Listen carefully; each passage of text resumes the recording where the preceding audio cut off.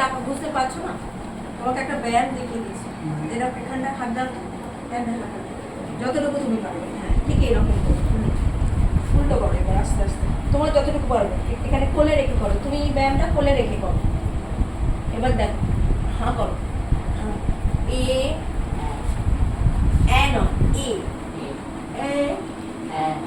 E I O U, এ যতটা পারবে জোরে, A E I O U, A E I O you.